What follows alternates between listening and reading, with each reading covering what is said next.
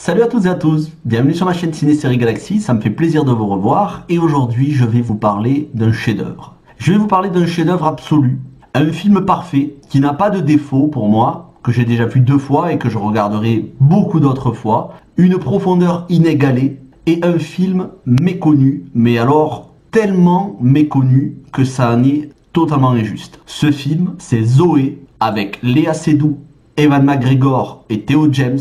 Il est disponible depuis 2018 sur Netflix et c'est une claque monumentale.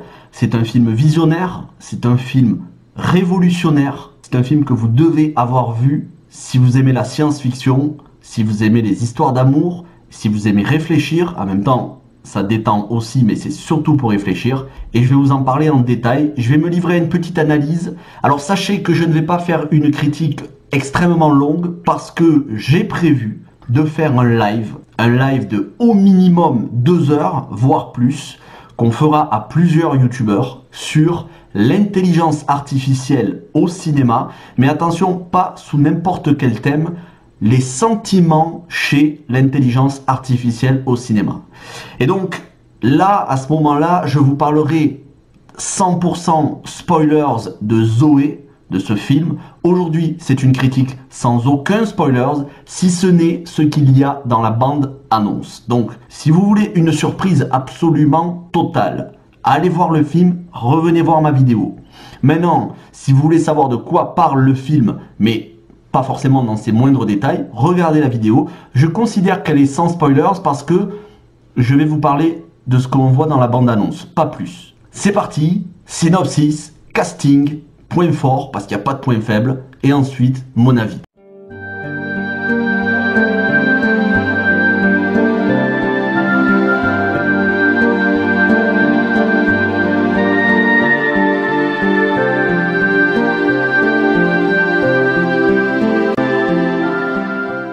Alors, le synopsis, il est le suivant. Dans un futur proche, un créateur de robots, Ewan McGregor, crée des robots synthétiques façon Humans ou Real Humans, les séries télévisées.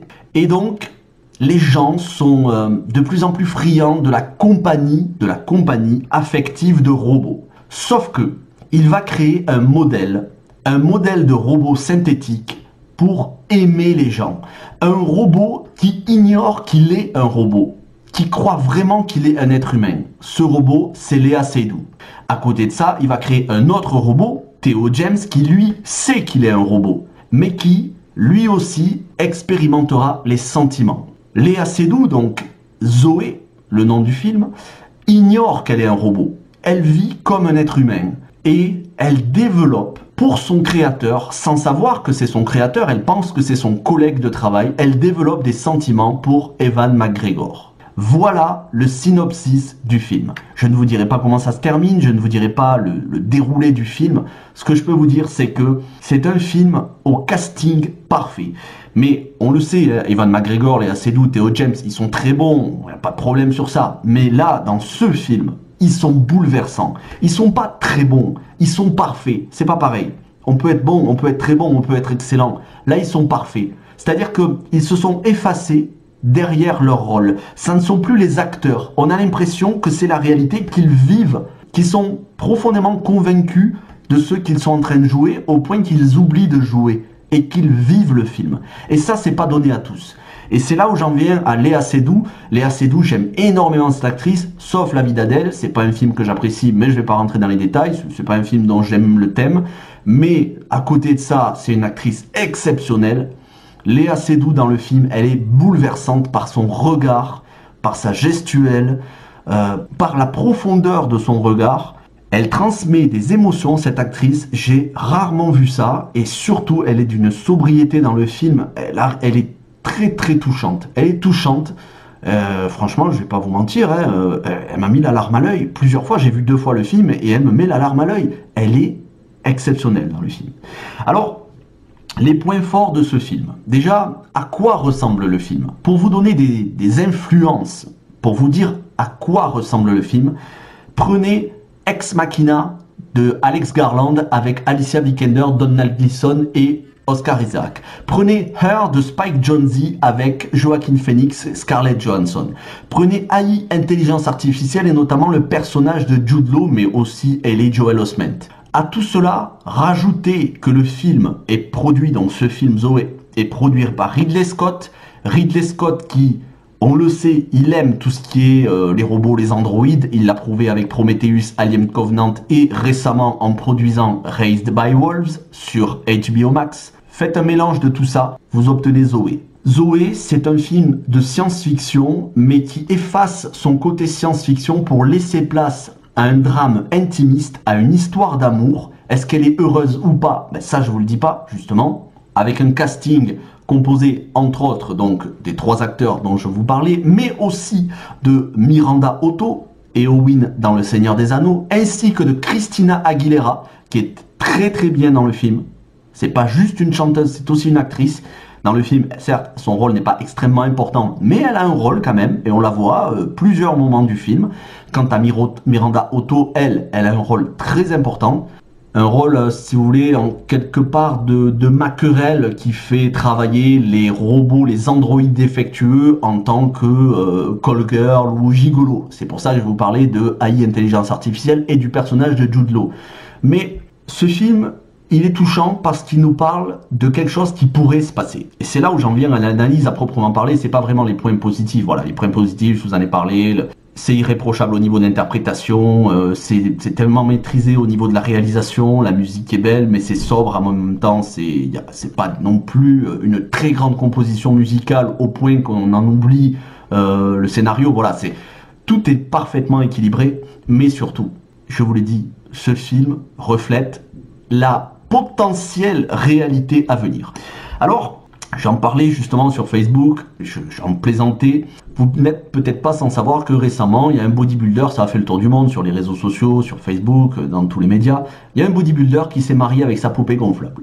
Et qui s'est marié réellement, hein. Alors pas devant la loi, mais qui a fait une véritable cérémonie de mariage. À première vue, comme ça, on se dit, le mec a un pet. Le mec est mentalement instable, pour rester poli, pour pas dire que le mec est complètement fracassé. Parce que pour se marier avec une poupée gonflable qui ne parle pas, qui ne bouge pas, il faut quand même avoir un problème psychologique. Il y a cette histoire du bodybuilder, et puis il y a aussi l'histoire de cette femme qui est tombée amoureuse de son attaché-caisse, d'une valise. Voilà, elle l'a appelé Gideon, elle a dit, cette valise, Gideon, elle me accompagne partout avec moi, c'est mon mari, et cette valise, cet objet, pour moi, je suis tombé amoureux, cet objet me connaît mieux que moi-même, on a des relations sexuelles ensemble, bref, je passe tous les détails. On est dans ce monde-là. C'est-à-dire qu'on est dans un monde où, à un moment donné, on a tellement voulu avoir de progrès que on a pété un câble. On est allé au-delà et on a craqué. Quand je dis on, je n'inclus pas dedans. Et donc, aujourd'hui, les gens ont abandonné cette idée, ont cédé la raison pour la folie. Mais pourquoi? Parce que les relations entre humains sont tellement difficiles. Il y a les gens qui ont des coups d'un soir. Ça couche à droite à gauche, mais ils ne veulent pas s'attacher. Sentimentalement, affectivement, ils ne veulent pas s'attacher, ils ne veulent pas d'engagement. Et donc, pour eux, l'amour, c'est le sexe. Il y en a d'autres, ils continuent à garder une image traditionnelle de l'amour, des relations, de couple, etc., éventuellement du mariage, mais de moins en moins. Et dans une époque, dans une ère où les gens sont moralement totalement déboussolés, on nous montre un film où il y aurait des robots qui seraient des compagnons pour combattre la solitude. Dans un premier temps, pour combattre la solitude. Eh bien ça existe déjà. Quand on sait qu'il y a des maisons closes où on loue des robots pour passer la soirée et avoir des relations sexuelles avec des robots, certes, c'est glauque, hein. Attention, moi je suis pas en train de dire que c'est bien. Moi je trouve ça glauque. Mais admettons, on se dit que avec tous les progrès technologiques qui existent, imaginez dans 20, 30, 40, 50 ans. Imaginez des robots avec des micro-puces qui simulent absolument tout du comportement humain et qui aient un visage à s'y méprendre. À un moment donné, quand il y aura des gens qui seront désespérés affectivement, qui se sentiront tellement seuls, est-ce qu'ils vont pas franchir le pas de se mettre en couple ou en tout cas au moins d'adopter, entre guillemets, d'acquérir ces robots dans un premier temps pour leur tenir compagnie et ensuite, au final, pour développer une relation affective, voire amoureuse. Et là, le film deviendrait réalité. Là où le film ne deviendra probablement, je pense, jamais réalité, c'est que ce robot, Zoé, en fait cet androïde, est tellement convaincue d'être une humaine, elle ignore sa condition de robot, qu'elle développe des sentiments. Ça, je pense que ce sera jamais possible, que l'intelligence artificielle devienne l'esprit humain, que un cerveau synthétique devienne un cerveau humain, ou en tout cas fonctionne comme un cerveau humain. Je pense qu'il y aura toujours un programmateur derrière, que l'intelligence artificielle ne deviendra jamais autonome, ne développera pas de conscience morale, et donc sera programmée. Mais, et c'est là où le film est exceptionnel, quand des personnes commencent à s'attacher à ce qui leur semble être une personne humaine, parce qu'elle réagit comme une personne humaine, parce qu'elle a été programmée, est-ce qu'on peut en vouloir à ces personnes-là? C'est terrible, mais est-ce que ce serait pas la société de demain? Pas tout de suite, on est d'accord. Pour l'instant, le bodybuilder qui s'est marié avec sa poupée gonflable, ça reste à la marge, c'est pas la majorité des humains. Mais dans un monde où justement c'est très difficile d'établir des relations humaines normales, et on le voit, il y a de plus en plus de gens qui sont, ne serait-ce que sur des sites pour du style mythique, etc. Parce que ils ont du mal dans la réalité à trouver, ils ont du mal à communiquer, donc ils passent par Internet, les réseaux sociaux. Eh bien, est-ce que dans 30 ans, 40 ans, 50 ans, si le monde tel qu'on le connaît continuait d'avancer sur son soi-disant progrès, est-ce qu'il n'y aurait pas de plus en plus de personnes qui se mettraient en couple avec des androïdes, des robots synthétiques ou pas synthétiques ou mécaniques? Le film pose la question, c'est une question qui mérite d'être posée, c'est une question sur laquelle ça mérite d'être réfléchi parce que ça bouleverserait éventuellement bien tout ce qu'on a acquis de la psychologie affective amoureuse. Alors moi, attention, je ne suis pas en train de dire que ce serait une bonne chose, hein, je pense qu'il faut qu'on redescende un petit peu et qu'on revienne sur des choses un peu normales, des comportements humains normaux, mais c'est le monde dans lequel on vit. Et c'est pas pour rien qu'il y a de plus en plus de films, de séries et de scénaristes qui développent ces thèmes-là. C'est peut-être les relations de demain, les relations entre humains et androïdes, avec des androïdes qui s'ignorent eux-mêmes, qui ignorent leurs conditions d'androïdes, parce qu'ils ont été programmés comme ça. On est dans un moment charnière de l'humanité où éventuellement Blade Runner pourrait devenir la réalité. En tout cas, peut-être pas le Blade Runner 2049, mais Blade Runner le premier du nom. Et Zoé a beaucoup de points communs, beaucoup de points communs avec Blade Runner. Je vous encourage à voir ce film qui est une pépite, avec des acteurs, actrices, Léa Seydoux notamment, parfaits. Il est méconnu, il mérite d'être visionné. J'espère que cette vidéo cartonnera. Souvent, je reviendrai sur cette vidéo, je vous encouragerai à regarder cette vidéo, parce que, vous voyez, il y a des films où on se divertit, et il y a des films où on réfléchit. Et Zoé, c'est un film où on réfléchit, qui ne vous laissera pas indifférent. Vous aimerez ou vous détesterez. Moi, j'ai adoré, très clairement, je l'ai vu 2 fois, je vais le revoir une 3e.